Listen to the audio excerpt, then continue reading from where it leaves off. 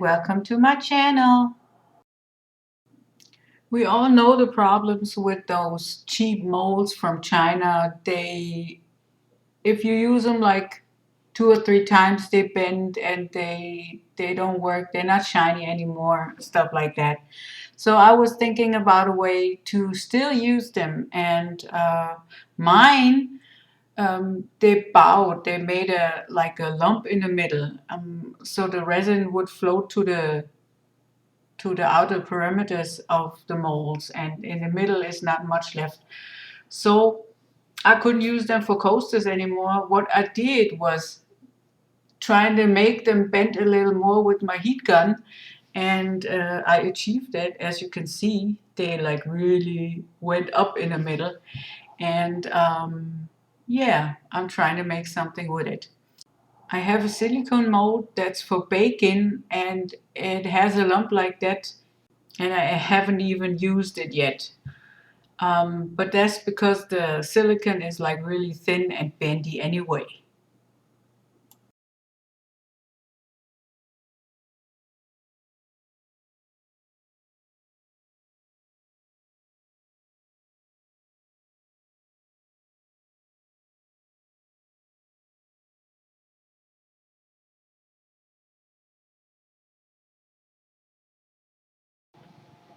So this is the cake mold here, and you can, as you can see, it's like bent inward, and yeah, for resin it's almost not usable like that.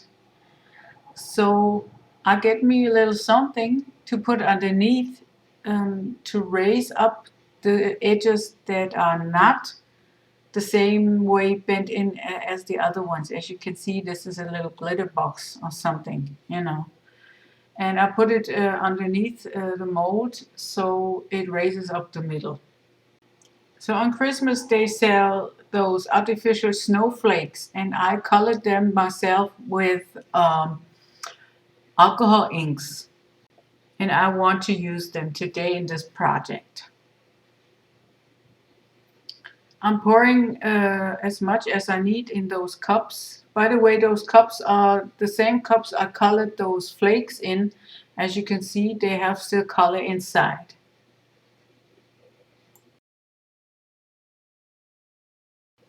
I take about 1 or 2 spoons full of those flakes in each cup. From the yellow one, I probably need more because I want to use the cake mold for that color, and it's like a lot larger, so I will be needing much more flakes, glitter, and resin.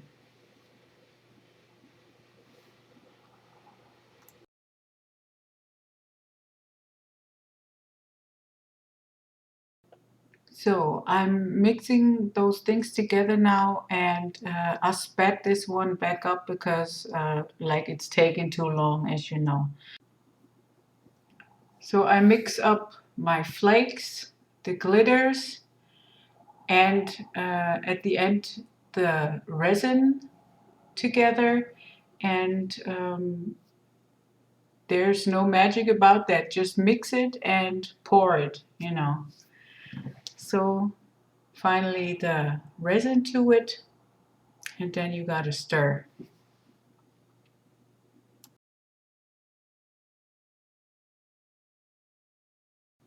And I always make sure that I have a little clear resin left,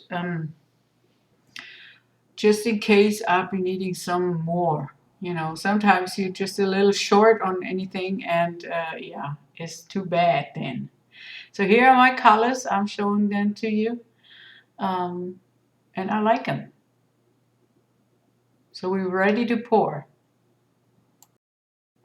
I start now with the large mold and the yellow color.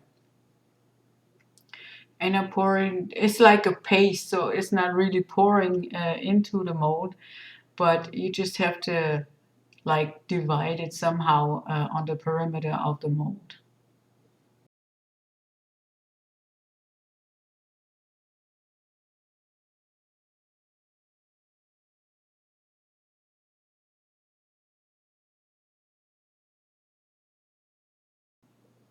And as you can already see, there is not much resin in the cup left, so I have to mix up some more to at least fill the mold uh, with a decent amount of resin.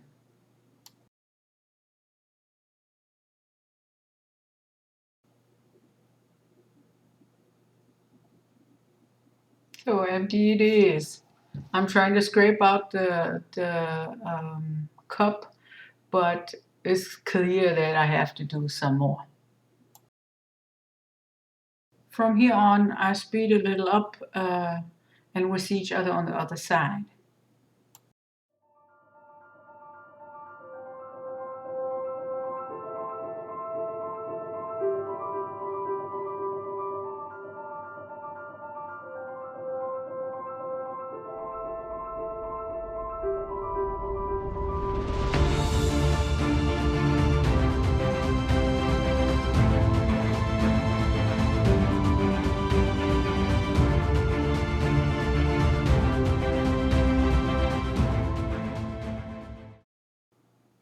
It's about 12 hours later and I'm getting ready to demold my stuff. It's still a little bendy because it's rather thin and as you know, thin layers take longer to cure than thick ones.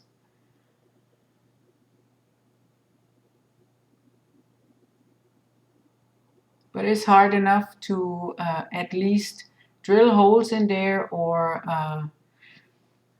like taking my Dremel tool and taking away those sharp edges inside.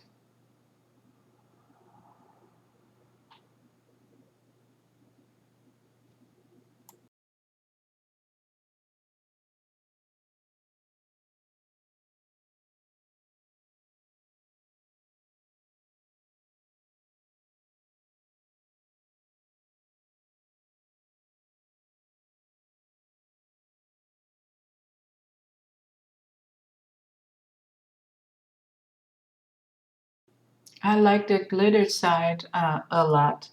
And even the other side, um, which doesn't have any glitter because the glitter sinks down because it's heavier than the snowflakes. Well, the structured side has its own glamour. I like that.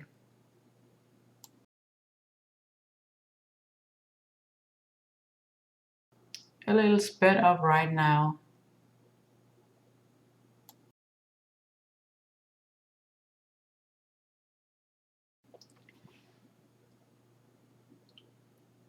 So here's a close-up.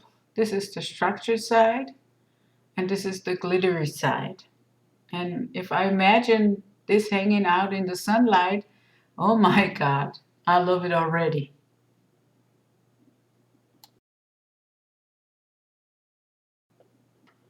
The circles in the inside are rather sharp and I take my Dremel tool later and cut them off.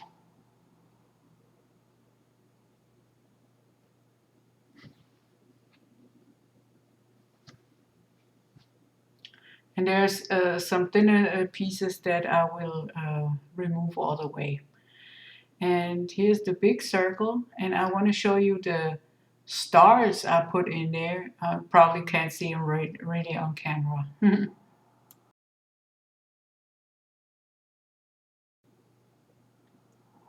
So I got my deburring tool and I tried to even out the edges, the outer edges of those circles. I only show you on the green circle and the other ones I do off camera because it would take too long for you all to watch this.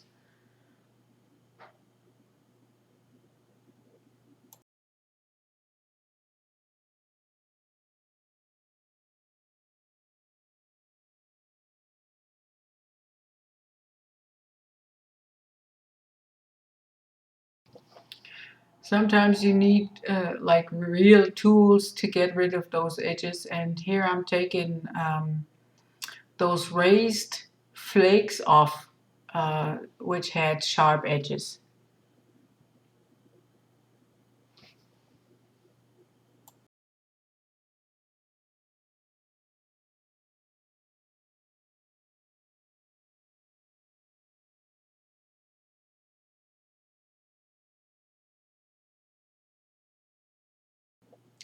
With the deburring tool, it's not that easy because the circles have a structure on top, like thicker and thinner, and maybe some air bubble holes and stuff like that. And you have to be careful not to cut yourself with the deburring tool while trying to cut the edges off.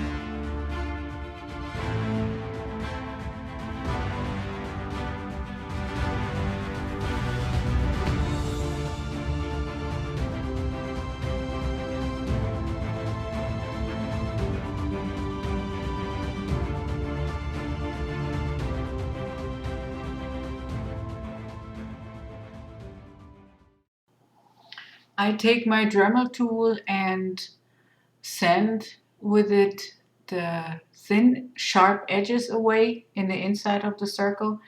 And I'm trying to be not too precise, and I don't want no like really um, circular shape. I want it to be like a geode kind of style inside, like with different kind of edges. I just make sure that I take off all the really thin pieces. I took everything off, everything sharp, and now I'm trying to even out the top and the bottom so there won't be no sharp edges either.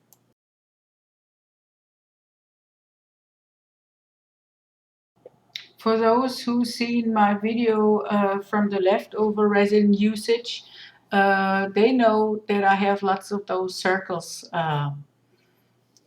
to work with. And there are from the cups, the bottoms, because if there's any leftover resin in there, even just a small amount, like you can see in here, and the cup is not usable any longer, I take those rings out and I collect them for later usage.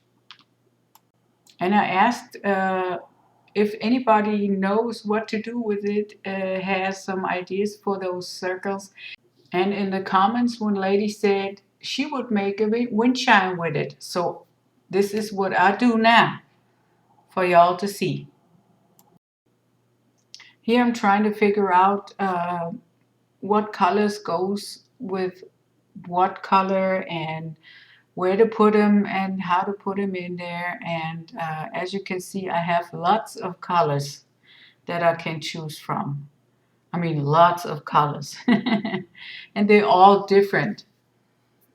And now I'm trying to figure out how they go together, where they're gonna be going. And yeah, it's like for me, choosing colors and looking at this and planning this in my head is like better than meditation because I have so much fun doing that.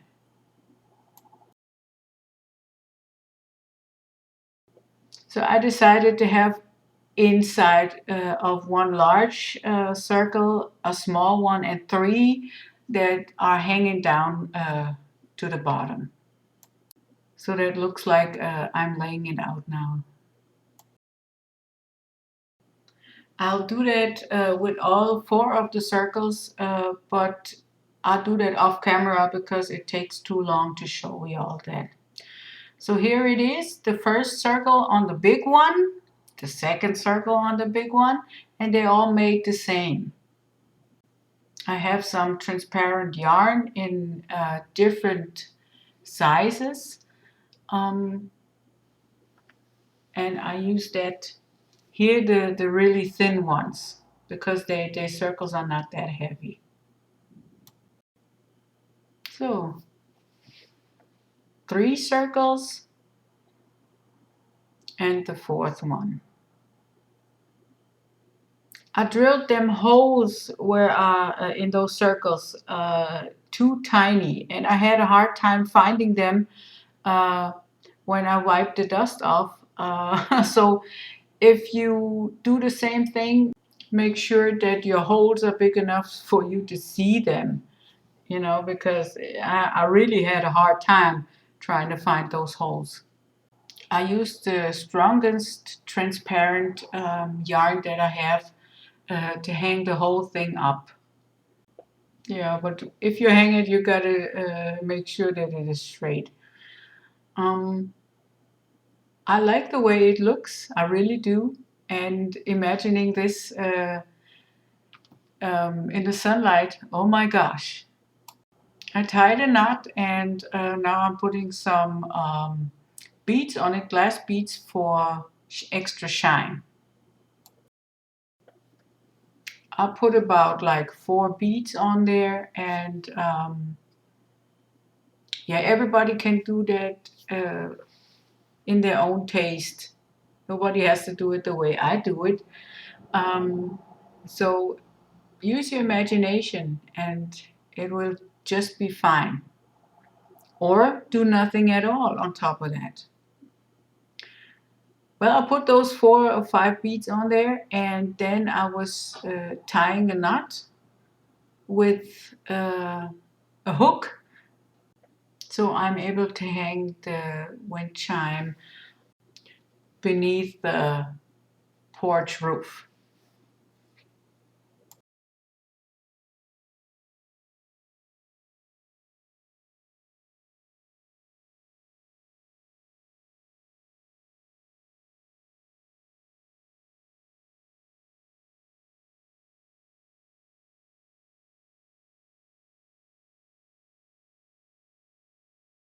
Thanks for watching, and I hope you had a lot of fun just like me. If you like what I did, please subscribe to my channel or ring the bell or leave a thumbs up. I'd like that very much, and it's very much appreciated. Until next time, bye bye!